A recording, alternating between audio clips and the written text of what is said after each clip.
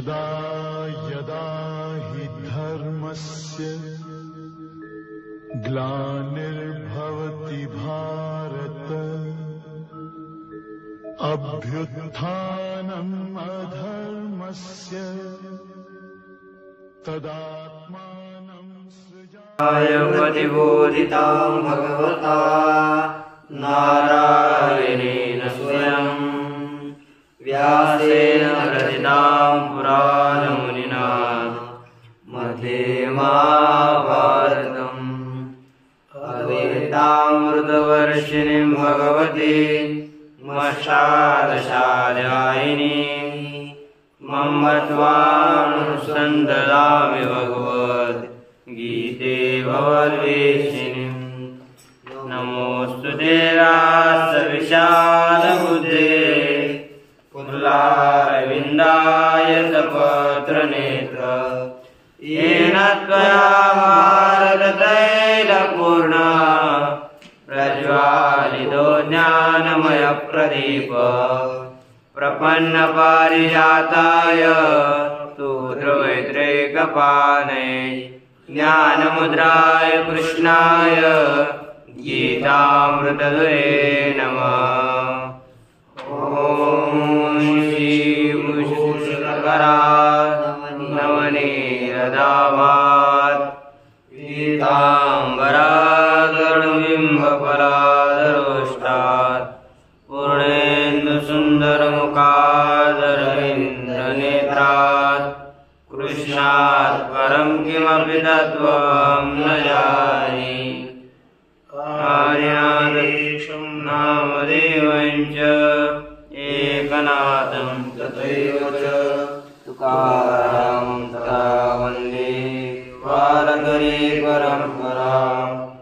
आदिनाथसमारम्भान् श्रीज्ञानराजमध्यमान् अस्मदाचार्यपर्यन्तान् वन्दे गुरुपरम्पराम्। नारेशं नामदेवनाथं च मध्येन्द्रं गोरक्षं वैरिं ददा निवृत्तिं ज्ञानदेवं च योगं वन्दे गुरुः। श्री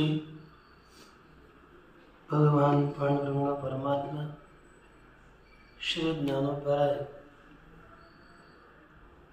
जगत गुरु तुकाराम महाराज, श्री संत एकनाथ महाराज,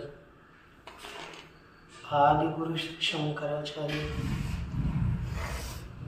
इत्यादि सब संतों के अलौकिक और हितों की ऐसी कृपा से श्रीमद् भगवद गीता का विचार करते हुए श्रीमद् भगवद गीता के पंचम अध्याय का हम विचार कर रहे थे और इसमें 17 श्लोक का अर्थात तत्वद्वयमानस तन्निष्ठास्तत्परायणाः गच्छन्त्य पुनरावृत्तिं ज्ञाननिर्धूतकल्मषाः।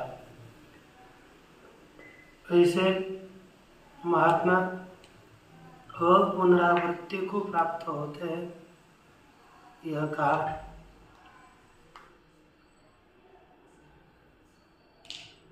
अब इसमें यह जो अपुनरावृत्ति को प्राप्त होने वाले हैं, इस सब लोग में इनके देखने की पद्धति कैसी है, कैसे समझते हैं। देखिए, कहते कि येषां ज्ञानेन नाशितम् आत्मनः अज्ञानं ते पंडिताः कथं तत्त्वं पश्यन्ति। जिनके ज्ञान के द्वारा आत्मनः अज्ञानम आत्म संबंधी आत्म विषयक अज्ञान नष्ट हुआ, वे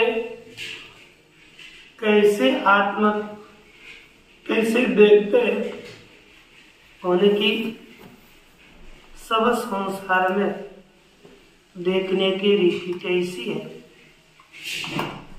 उसका कथन यदि शंका हुई तो उसका उत्तर देते कहते उच्चते विद्या विनय संपन्ने ब्राह्मणे गृहस्थिनि शुनि चैव स्वपाके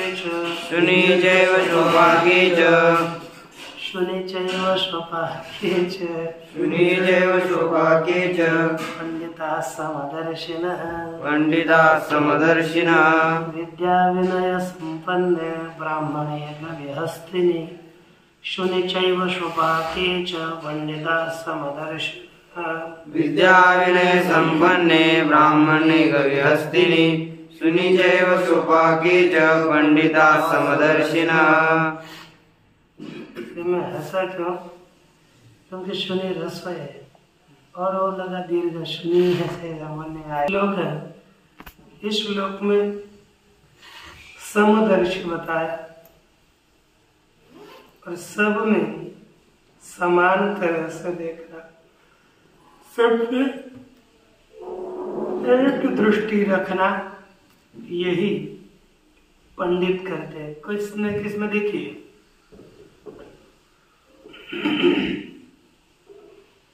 पंडिताः विद्या विनय संपन्ने ब्राह्मणे गवि हस्तिनि शुनि च स्वपाके समदर्शिनः भवन्ति। पंडित अर्थात पंडानां आत्मविषयिणी बुद्धिर्यस्य सः पंडितः। पंडा अर्थात आत्मानात्म विवेकशालिनी बुद्धि। आत्मा क्या है, अनात्मा क्या है, इस प्रकार के विवेक को करने वाली ऐसी जो विवेकशाली बुद्धि है वही पंडा है। तारका दिव्य ईतच, इस सूत्र के द्वारा पंडा के आगे ईतच प्रत्यय होकर के पंडित यह शब्द हो जाता है। जैसे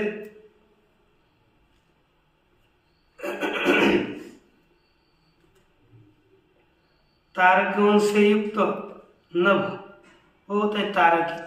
जैसे पंडा इस प्रकार के बुद्धि से युक्त जो पुरुष है वह है पंडित। तो ऐसे पंडित आत्मानात्म विवेक करने वाले पुरुष की बुद्धि सब जगह पर समान रहती है। तो देख किसमें पहला सबसे उत्कृष्ट का कथन किया, विद्या विनय संपन्ने ब्राह्मणे। ब्राह्मण कैसा? विद्या से विनय से संपन्न ऐसा जो श्रेष्ठ ब्राह्मण है उसमें दूसरा गवि, प्राणियों में ब्राह्मण, गवि मैंने गाय, हाथी, ये गाय उत्कृष्ट है, हाथी उसके अपेक्षा से निकृष्ट है, उतना तो नहीं लेकिन है। तीसरा दिया और निकृष्ट प्राणी शुनि, और मनुष्य में निकृष्ट है श्वपाक। श्वपाक माने चांडाल। देखो श्वम शुनम पचति इति श्वपाक। शुनम अर्थात कुत्ते को पकाने वाला, कुत्ते को पकाकर जो खाता है, पकाने वाला क्या खाएगा ना, तो शुनम पचति इति श्वपाक। कुत्ते को पकाकर पकाने वाला ऐसा जो चांडाल है उसमें समदर्शिनः भवन्ति, समान दृष्टि वाले होते हैं। अपने में भी परमार्थ में समदृष्टि रखने का प्रयास अवश्य करना है। यदि जैसे हम अलग अलग वस्त्र धारण करते हैं, एक ही मनुष्य एक ही नाटक का अलग अलग वस्त्र धारण करके अलग अलग तरह का होता है, वैसे एक ही आत्म स्वरूप या अलग अलग देहों में अलग तरह से हमें दिखता है, लेकिन हमारी दृष्टि देहादियों में न जाकर के केवल परमात्मा में केंद्रित होगी। यानी ये सिद्ध का तो कथन है, लेकिन हम लोगों के जैसे साधकों के लिए सब जगह पर वो स्त्री हो, पुरुष हो, निकृष्ट हो, उत्कृष्ट हो, द्वेषी हो, अद्वेषी हो, कैसा भी मनुष्य हो, हमने केवल अंतःकरण में यही निर्धारण करना है कि केवल परमात्मा ही है। परमात्मा को ही सब जगह, दो दृष्टि हम तो कर सकते हैं। एक अहम ब्रह्मास्मि न हुई तो कम से कम सब जगह पर परमात्मा है, यह दृष्टि, और हम सब परमात्मा के हैं, यह दृष्टि। यदि हम सब जगह पर परमात्मा है तो यह बहुत उत्कृष्ट अच्छी दृष्टि है, उसके अपेक्षा से अहम ब्रह्मास्मि अधिक। लेकिन साधना करते समय सब जगह पर परमात्मा ही है। फिर कोई देखो, यदि ऊपर का शरीर कोई हमको द्वेष देता रहा हो, हमको कोई बोलता रहा हो, कोई पापी हो, कोई पुण्यवान हो, लेकिन है तो वो शरीर में उसमें तो नहीं, उसमें भी तो परमात्मा स्थित है। इसे ऐसी दृष्टि करेंगे तो जल्दी हमारी सब जगह पर परमात्मा दृष्टि होगी, तो अहम ब्रह्मास्मि में ज्यादा देर नहीं लगेगी। न हो सकी तो कम से कम सभी परमात्मा के बच्चे हैं। जैसे अब क्योंकि सभी से परमात्मा से सबकी उत्पत्ति है, यह भी दृष्टि हो गई तो हम धीरे धीरे आगे चल सकेंगे परमार्थ में, और किसी का गुण दोष देख करके द्वेषादिक हमारे अंतःकरण में उत्पन्न नहीं हो पाएंगे। इसलिए समदृष्टि है वो पंडित, उनकी वास्तविक दृष्टि है, लेकिन हम आरोप करके पहले प्रयास को हम कर सकेंगे। इसलिए इस दृष्टि का कथन देखिए, भाष्यकार क्या कहते हैं। विद्या विनय संपन्ने, विद्या च विनयश्च इति विद्या विनयो। विद्या माने लिखा आगे टीका में आत्मनः बोध, विद्या अर्थात आत्म विषयक ज्ञान।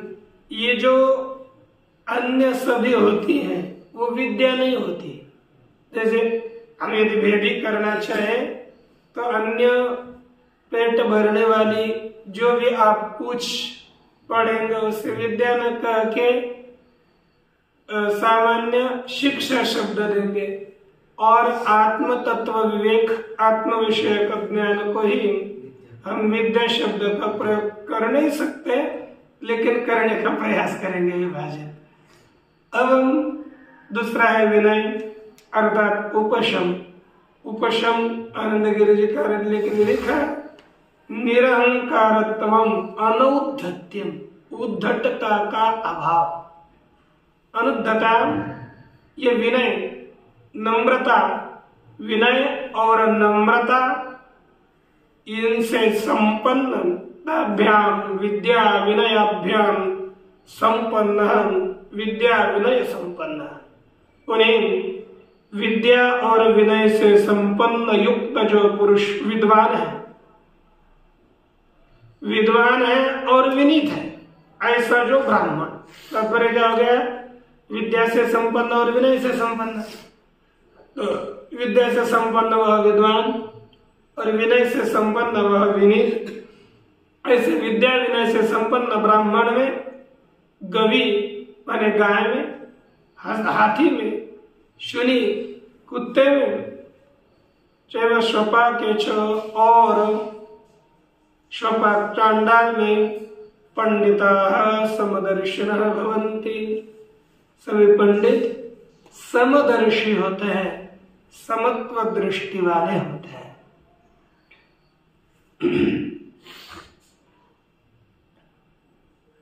इसके पश्चात देखिए, विद्या विनय संपन्न उत्तम संस्कारवती ब्राह्मणे, ये सात्विक है, ये सात्विक पदार्थ में भी परमात्मा को देखता है, सम देखता है। दूसरी है रजोगुणी पदार्थ, कौन कौन है? तो गाय, हाथी, ये रजोगुण में देते हैं, है कि नहीं? तो देखो, राजस्यांगवी संस्कारहीनायाम, जो रजोगुणात्मक गाय संस्कार से हीन है, अच्छा गाय रजोगुण में जाए। और अधमे छ केवल तामसे हस्त्यादो, हाथी, कुकुर, चांडाल, ये सभी तामस। अधमे च केवल तामसे हस्त्यादो, हाथी इत्यादि में माने कितने गुणों से युक्त हो गए? सत्वादि गुण ही, तज्जैष्य संस्कार ही, तथा राजस ही, तथा तामसैष्य संस्कार ही, अत्यंतम एव अस्पृष्टम समम एकम। देखो, अब ये ब्रह्म कैसा है?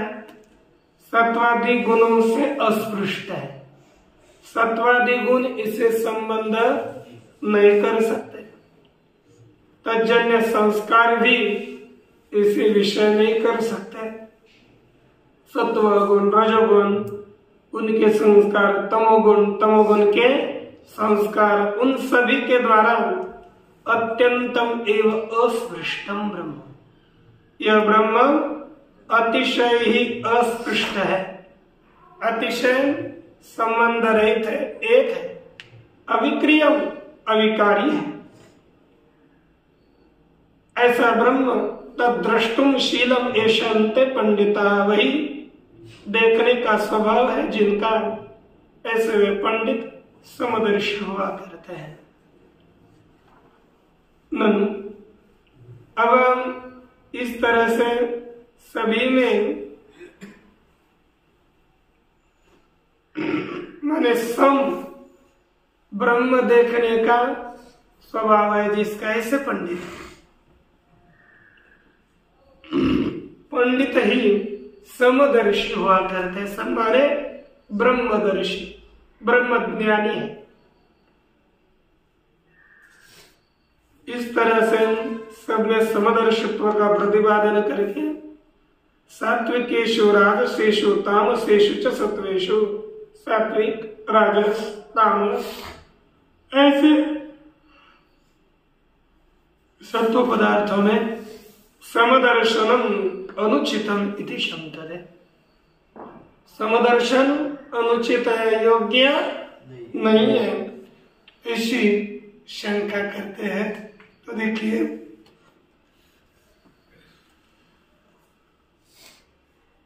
ननु अभोज्यान्याः ते दोषवन्तः,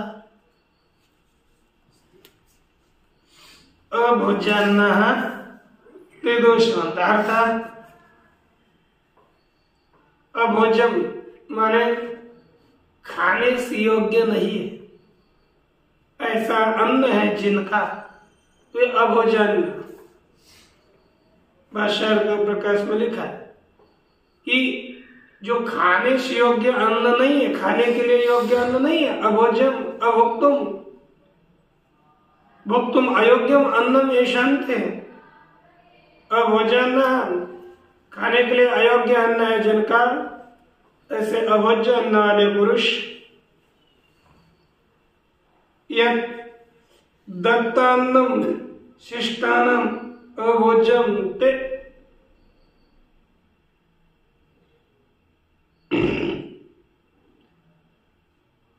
जिनके लिए शिष्टांग विद्वान लोग, शिष्ट लोग जिस अन्नों को नहीं खाते,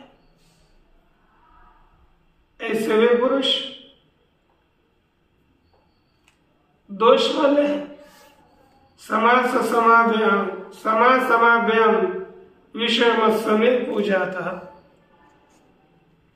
क्या हो गया? सम ओम और असम, जो समान है और कोई असमान है। यहां पर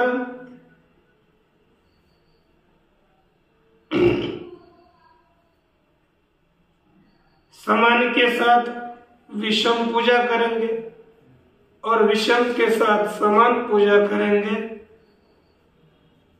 करने से मनुष्य दोषावह होता है।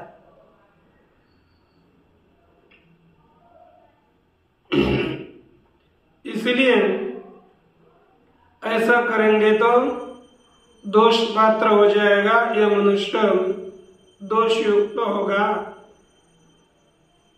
न ते उत्तर में क्या कहते हैं, न ते दोषवंता, माने ये तत्वज्ञानी है ना, अपने समान असमान कोई भी हो, इनमें विषम व्यवहार हो रहा है इनका, कुत्ते इत्यादियों को समान देखना ठीक नहीं, तो यह ऐसा देखने कारण दोष वाले होंगे। तो उत्तर देते हैं न ते दोषवंता, तो वे दोष वाले नहीं। कदम कैसे वे दोष वाले नहीं है, इह एव इति, यह एव अर्थात जीवद्भिरेव तैहि समदर्शिभिः पंडितैः, जीवद्भिरेव अर्थात जिंदा रहते हुए उन समदर्शी पंडितों के द्वारा, अभी ऐसे भाष्य लिख रहे कैसे वे दोष वाले नहीं है, उसका कारण बता रहे अगले श्लोक में। इहैव तैर्जितः सर्गो, इहैव तैर्जितः सर्गो, येषां सम्मे स्थितं मनः, येषां सम्मे स्थितं मनः, निर्दोषं हि समं ब्रह्म, निर्दोषं हि समं ब्रह्म, तस्मात् ब्रह्मणि ते स्थिताः, तस्मात् ब्रह्मणि ते स्थिताः। तो देखो कहते इह एवं तैहि सर्गः जिता,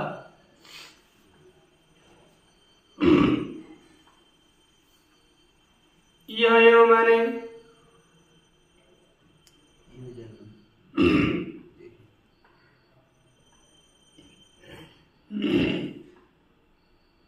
इसी जन्म में अर्थात जिंदा रहते हुए तैहि सर्ग जित ऐशाम अचानक ऐशाम मनः साम्ये स्थितम तैहि यह एव सर्ग जिता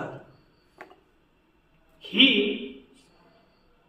निर्दोषम समं ब्रह्म तस्मात् ते ब्रह्मणि स्थिताः। अर्थ येषां मनः साम्ये स्थितम, जिनका मन समत्व में स्थित हुआ है, तैहि यह एव सर्ग जिता, उन्होंने यहाँ पर ही संसार को जीत लिया, इसी जन्म में संसार को जीत लिया। यदि हमारा मन समत्व में स्थित हुआ तो हम जीत गए, क्योंकि निर्दोष और सम ब्रह्म है, सभी प्रकार के दोषों से रहित और सभी में सम ब्रह्म है। इसलिए ते ब्रह्मणि स्थिताः, वे पुरुष पंडित ब्रह्म स्वरूप में स्थित है, ब्रह्म स्वरूप में ही निष्ठा वाले हैं। भाष्य देखो, पहले में कह दिया हमारा अन्वय तो अपने हिसाब से रखना है, लेकिन इस वगैरह क्या लिखते हैं, यह एवं माने अस्मिन जीवद्भिर्यव माने अस्मिन जन्मनि एव, क्या अर्थ करना है, अस्मिन जन्मनि एव तैहि सर्गः जिता, उन्होंने अर्थात उन्हें समदर्शियों ने सर्ग को, संसार को जीत लिया है।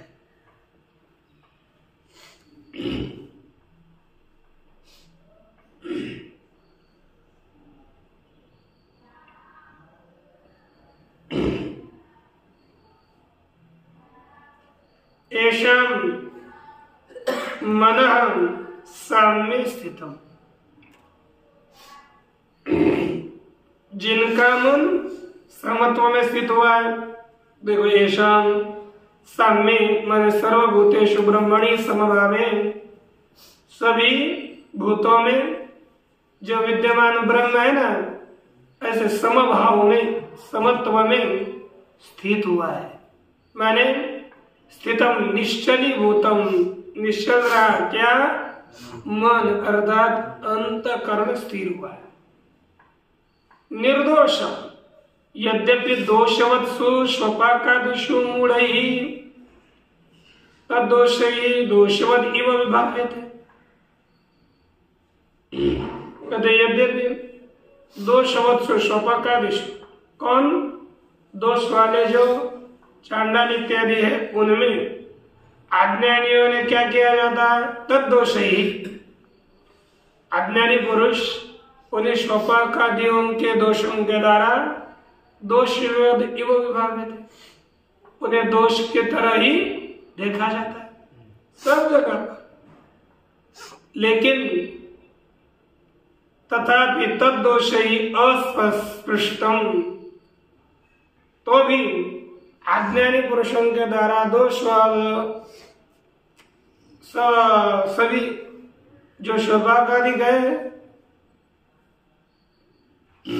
उसमें दोष ही देखे जाते हैं, लेकिन उन दोषों से ज्ञानी युक्त नहीं होता।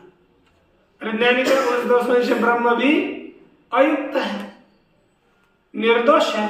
इसलिए लिखा निर्दोषम, दोष वर्जित ही ब्रह्म है, जिस कारण से अब दोष रहित ब्रह्म में स्थित होने वाला भी क्या हो जाएगा? दोष रहित ही, क्योंकि ब्रह्म निर्दोष है। ही माने इसमें नापि स्वगुण भेद भिन्नम निर्गुणत्वात् चैतन्य से, यह चैतन्य अपने गुणों के भेद से भेद को प्राप्त नहीं होता, क्योंकि चैतन्य वस्तुतः निर्दोष है, निर्गुण है। वक्षति च भगवान इच्छादीनां क्षेत्र धर्मत्व, और साक्षात भगवान परमात्मा भी इच्छादियों को क्षेत्र का धर्म कहेंगे। आगे 13वें अध्याय में सभी धर्म क्षेत्र के हैं। श्लोक कौन सा है? प्रारंभ इच्छा द्वेष पहला इदं शरीरं कौन्तेय क्षेत्रमित्यभिधीयते एतद् क्षेत्रज्ञं चापि मां विद्ये सर्वक्षेत्रेषु भारत क्षेत्र क्षेत्रज्ञ विज्ञानं यत् ज्ञानं मतं मम यत् क्षेत्रमेच्छादृक्ष्येदि तस्यत् महाभूतानि अहंकारो बुद्धिरव्यक्तमेव च, ये क्षेत्र का वर्णन है। महाभूतानि अहंकारो बुद्धिरव्यक्तमेव च इंद्रियाणदशैकञ्च पञ्चचेन्द्रिय गोचराः इच्छा सुखांगातश्चेतना प्रति एतत् क्षेत्रं समासेन सविकारमुदाहृतम्। इसमें क्या किया?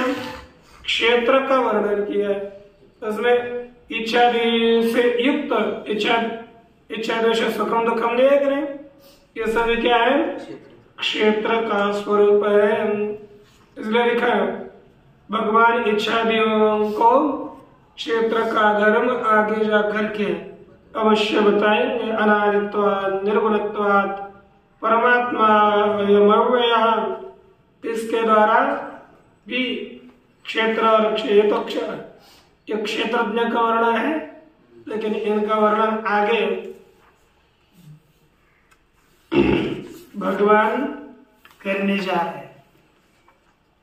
नापि अन्त्या विशेषा आत्मनो भेदका सन्ति, जैसे न्याय मत में परमाणु का भेदक एक विशेष पदार्थ माना है, वो अंतिम विशेष है। उसे ही विशेष पदार्थ कहते हैं न्यायिक, तो कहते हैं अंतिम अंतिम में होने वाले हैं।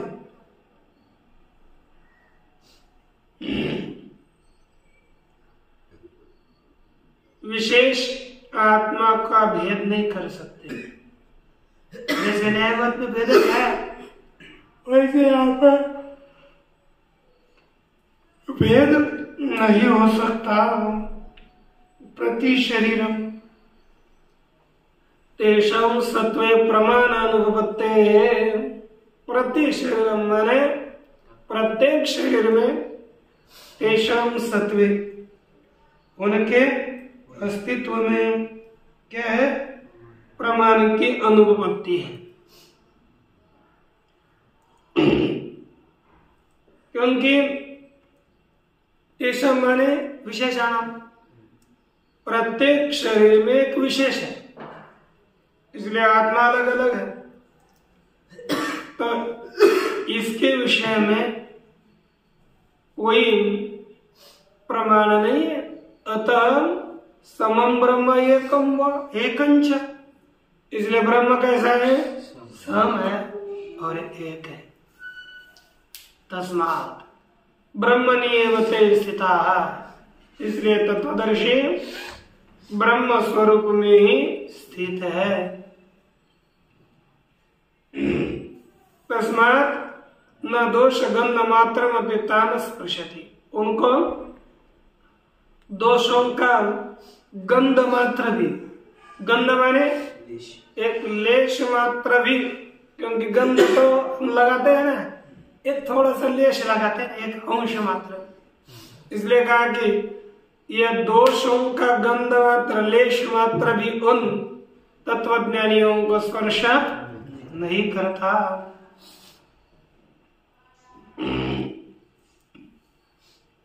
तो कहते हैं यदि आपको समदर्शनत्व अतिशय इष्ट है, दोष रहित मान्य है, तो ये पहले जो सूत्र दिया था उस सूत्र की क्या गति है? कहते हैं कि देहादि संगातात्म दर्शनाभिमानाभावात् तेषाम्, ये जो दोष का होता है देहादि संगात में आत्मदर्शन का अभिमान होता है। जहां देहादि संगात में आत्मदर्शन का अभिमान नहीं है, आत्मदर्शन का अभाव है,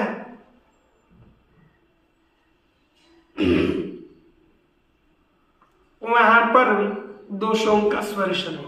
और इन्हीं तत्वज्ञानी में तेषाम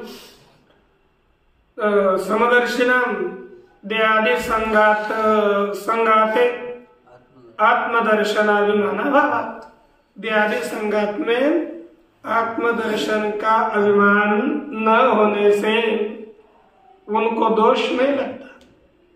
देहादि संगात आत्मदर्शनाभिमानवद विषयम तो तत्सूत्रम, कहते देहादि संगात में आत्मदर्शन का अभिमान, देहादि संगात ही मैं हूं, इस प्रकार का आत्मदर्शन है ना, अभिमान है। सदैव देख आत्मा समझते है, ऐसे अभिमान वालों के लिए वह सूत्र है। कौन सा?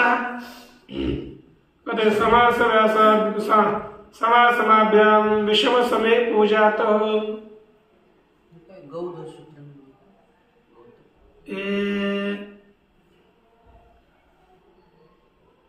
ऐसे तो सूत्र ही है ना, गौतम सूत्र है।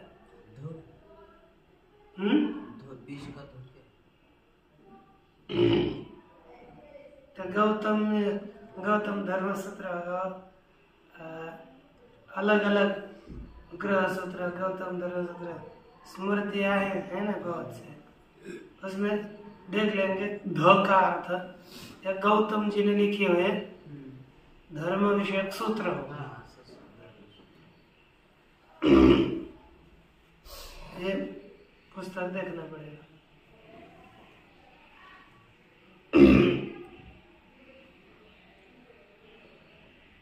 इति पूजा विषयत्व विशेषणात्। पूजा विषयत्व के लिए यहाँ पर विशेषण दिया ना, दृश्यते ब्रह्मविद षडंगविद चतुर्वेदविद पूजा दानादो गुण विशेष संबंध कारण। क्योंकि ब्रह्मवेत्ता, षडंगवेत्ता, चतुर्वेदवेत्ता, इनका सभी पूजा दान आदियों में गुण विशेष संबंध कारण है देखा जाता है। देखो थोड़ा गुण, जो विशेष गुण वो जिसमें जो होगा वो उतना अधिक पूजा के लिए योग्य होता है। आप भी पूजनीय है कि नहीं? है कि नहीं? लोगों के लिए जाओगे आप उनके पास तो आपको प्रणाम करेंगे, लेकिन आपको पता है ना है रोहित महाराज कर देंगे प्रणाम। आप ये सामान्य जगह जाएंगे तो पूजा के लिए होते कि नहीं प्रणाम करते हैं लोग? प्रणाम कर नहीं करते? प्रणाम नहीं करते? कैसे? हमको क्या पता आपको करते नहीं है। अरे देखें इस तरह से यदि कोई अधिक गुणों से युक्त है तो उसकी पूजा भी अधिक होती है। उसके लिए नमस्कार वगैरह अधिक अनेक गुण, तो थोड़ा अलग गुण आया, उस अलग गुण के विशेष संबंध के कारण वो अलग तरह से पूजनीय कहते हैं। देखो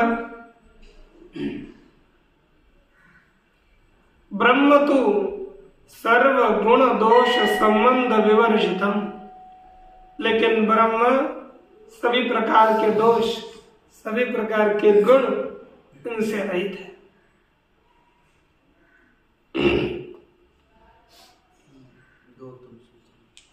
गौतम सूत्र है, लेकिन ग्रंथ का नाम होगा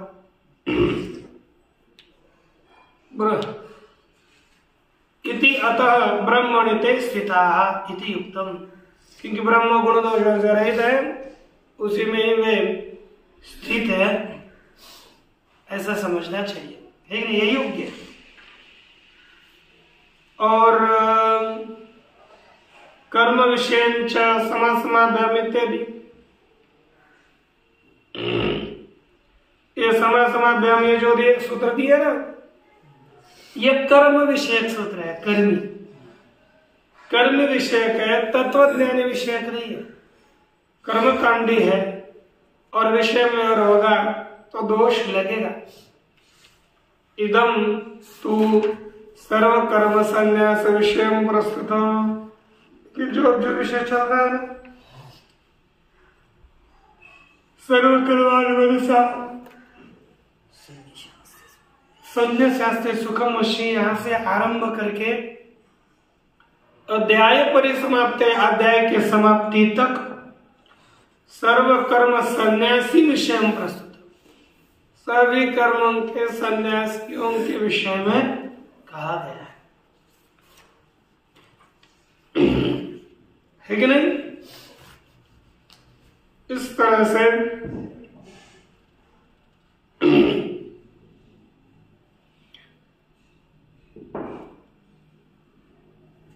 तत्वज्ञानियों के दोषों का अभाव बताया।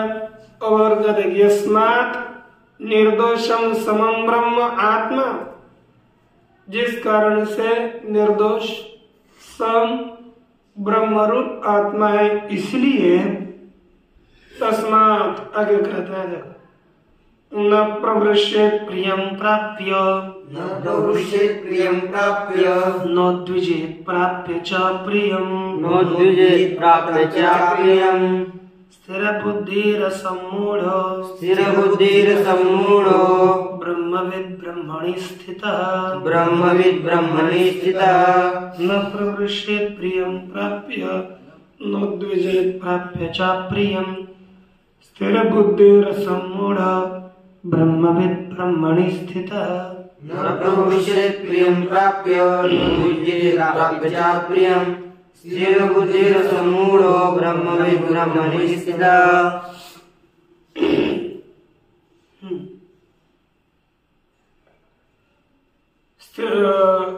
ब्रह्मणि स्थितः स्थिर बुद्धि असम्मूढ़ ब्रह्मविद् प्रियं प्राप्य न प्रवृष्येत् च अप्रियं प्राप्य न उद्विजेत्। देखो क्या लिखा कि स्थिर बुद्धि असम्मूढ़ ब्रह्मणि स्थितः ब्रह्मविद्। स्थिर बुद्धि, स्थिर बुद्धि माने स्थिर है बुद्धि जिसकी, एकदम शांत है। दूसरा शब्द दिया असम्मूढ़ अर्थात मोह रहित, ब्रह्म में स्थित हुआ मोह रहित।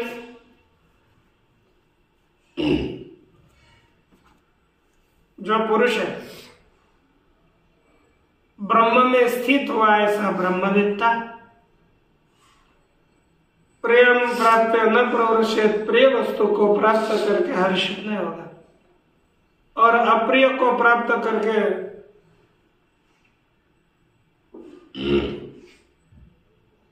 उद्विग्न नहीं होता। यह सरल अर्थ हुआ। अब देखिए भाष्य, न प्रवृष्येत्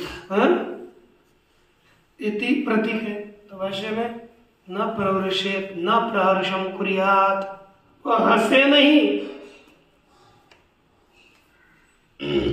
किसको प्राप्त करके? कहते प्रियम इष्टम प्राप्य लब्ध्वा, प्रिय इष्ट को प्राप्त करके वह हंसता नहीं। न द्विजेत् प्राप्य च अप्रिय, अप्रिय अनिष्ट को प्राप्त करके उद्विग्न नहीं होता। देह मात्रात्मदर्शिनाम ही प्रिया प्रिय प्राप्ति हर्ष विषाद स्थाने। कहते देह मात्रात्म दर्शन, कौन से दर्शी है? केवल देह को ही आत्मा समझने वाले, देह मात्रात्म दर्शी। केवल देह में ही आत्म दृष्टि करने वाले जो लोग हैं उनके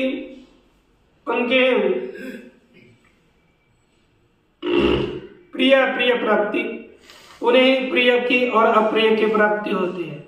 माने वही प्रिय के प्राप्त होने के बाद हर्षित, देखो प्रिय प्रिय प्राप्ति क्या कर दे, वो हर्ष विषाद स्थान है।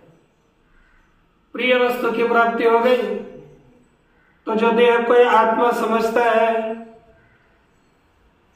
वह हर्षित होता है, और अप्रिय की प्राप्ति हो गई तो रोता है, दुखी होता है ना?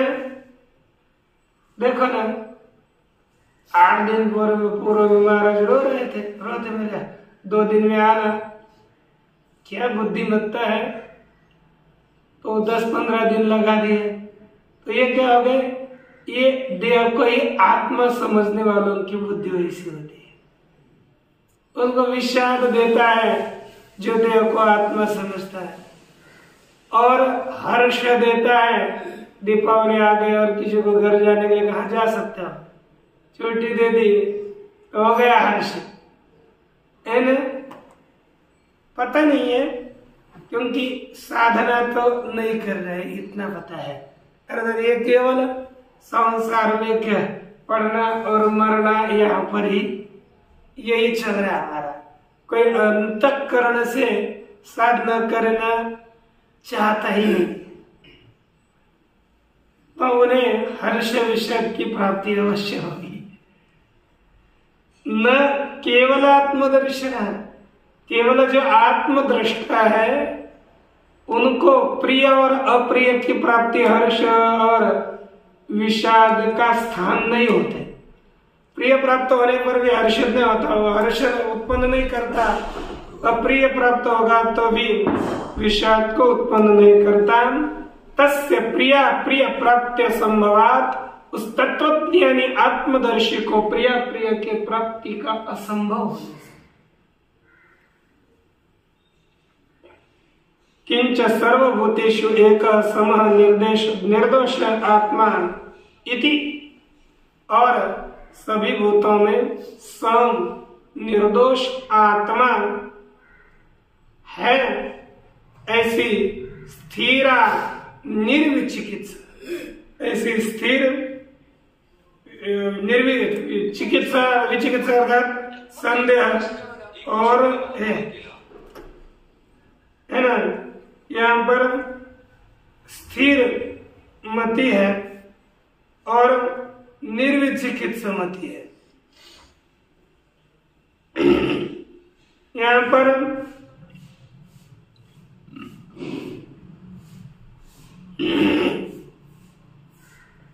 जो ऐसे विचिकित्सा माने संदेह, निर्विचिकित्सा माने संदेह रहित बुद्धि है जिसकी, क्योंकि स्थिर सर्वभूतों में सम आत्मा ही है, ऐसी संदेह रहित बुद्धि है जिसकी, ऐसा स्थिर बुद्धि पुरुष असमूढ़ समूह वर्जित, समूह से रहित, यथोक्त ब्रह्मविद, ऊपर में बताया गया ब्रह्म को जानने वाला, ब्रह्मणि स्थित, वो ब्रह्म में स्थित है।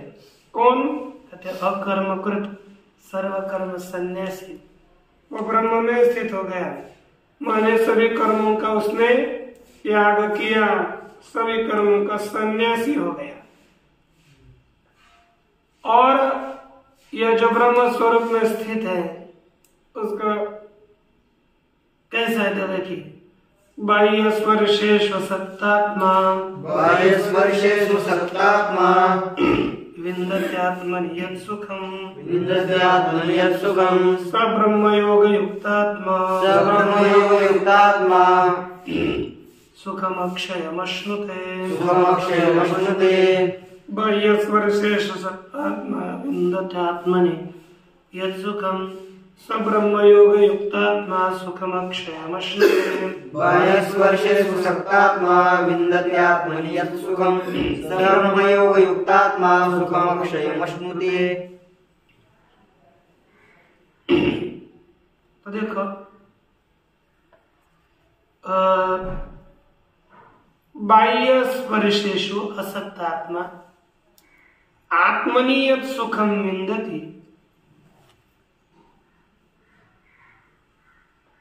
सह ब्रह्मयोग युक्तात्मा अक्षयम सुखम अश्नुते।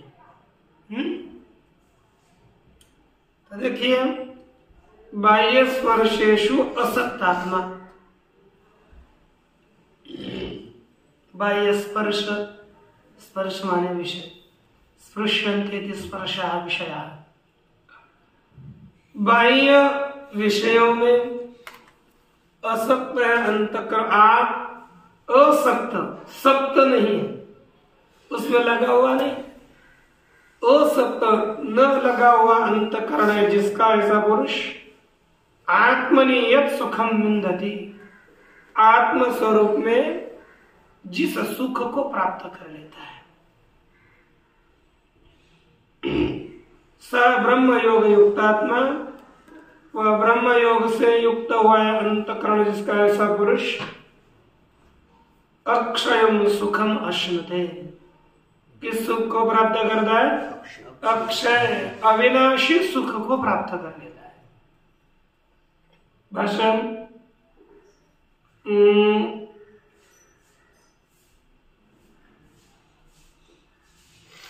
देखो क्या कहते हैं कि ठीक है, न केवलम पूर्वोक्त रीत्या ब्रह्मणि स्थित हर्ष विषाद रहित, किंतु वेदांतरेण अपि ब्रह्म में स्थित हो इसलिए हर्ष विषाद रहित है, ऐसी बात नहीं है। अन्य रीति से भी यावद यावद विषयेषु राग रूपम आवरणम निवर्तते, जितना जितना विषयों में आसक्ति रूपे आवरण निवृत्त होता है, उतना उतना तावत तावत आत्मस्वरूपम सुखम अभिव्यक्तम भवति, उतना उतना ही अपने आत्मस्वरूप के सुख की अभिव्यक्ति हो जाती है कि नहीं? देखो, जब जब हम इस संसार से विरक्त होंगे तब उतना उतना अपने आप में आनंद की अधिक प्राप्ति होती है, अनुभूति आती है। मनुष्य रोता नहीं है फिरता।